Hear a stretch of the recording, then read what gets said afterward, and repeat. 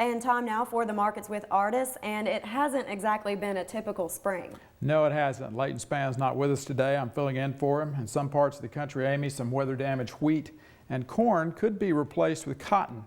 Also ahead in the market, one analyst is convinced that downside risk is real for corn. A promotional push begins shortly to keep pork moving through the marketplace, and the worst may be over for the dairy sector.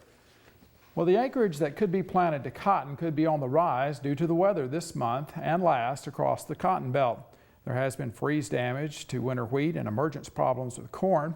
Meanwhile, the cotton market has not had the best of weeks. Leighton Span talked with Extension Ag economist John Michael Riley on Tuesday. Well, John Michael, the overall weakness in the stock market is not the kind of signal that the cotton needs as far as market trend. It is not, and that's always been the case. Cotton, as we've talked about a lot here, much more receptive to changes in the general economy, and we're seeing that take place yesterday, a big drop in cotton prices as a result of downward pressure in other commodities and in the stock market. So those are typically barometers for what's going on in the general economy. Let's talk just a moment about the most recent supply demand report, the April report. Recap for us again what that had to say about cotton. Domestically, no big changes, a slight increase in terms of yield per acre or total production as a result of that final Cotton Jennings report, but that was offset by an increase in exports for the U.S. Most of those are landing in China. 13 million bales expected to be exported for this marketing year, left ending stocks at the same level it was a month ago, 4.2 million bales. So again, it was a fairly neutral report, and that was reflected in the day's prices. So coming on the heels of what we got in March as far as planting intentions and that supply demand report, where do we see a cotton trend headed here as we look down the road? Well, we had more acres planted than we were thinking as we moved into 2013, early stages of 2013, when cotton price was much more suppressed compared to corn and beans. Cotton price rose over that time period. We got more acres in the ground than I think we were expecting. It will be interesting to see if this cold winter or cold spring, what that might do to cotton acres. Some may be switching away from corn and putting more cottonseed in the ground. That's yet to be seen. But you know, right now everything's really looking toward the general economy. A dismal jobs report a week and a half ago is not helping things. Events like yesterday is not going to spur any type of demand for cotton. Well, as far as maybe what producers might be considering doing, is this a time to go ahead and price the bulk of new crop, or would you not be?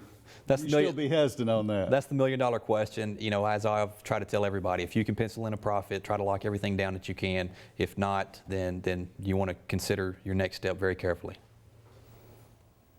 Well, turning to corn, analyst Mark Gold is urging some caution when it comes to marketing decisions for 2013.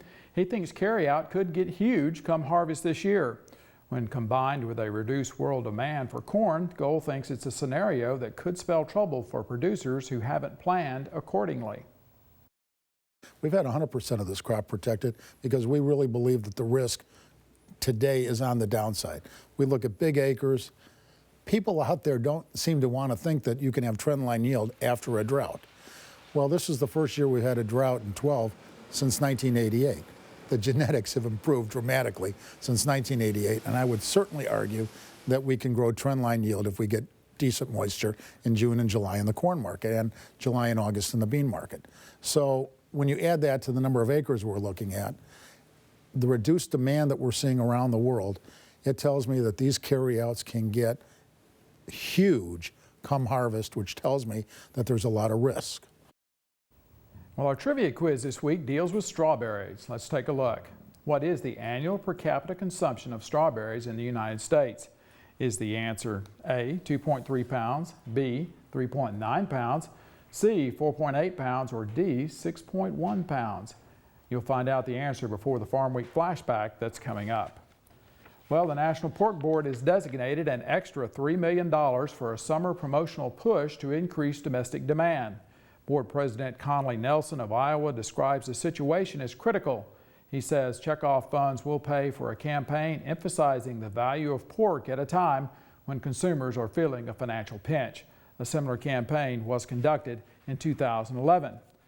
Well, farmers' milk checks may be more likely to grow than shrink for the immediate future.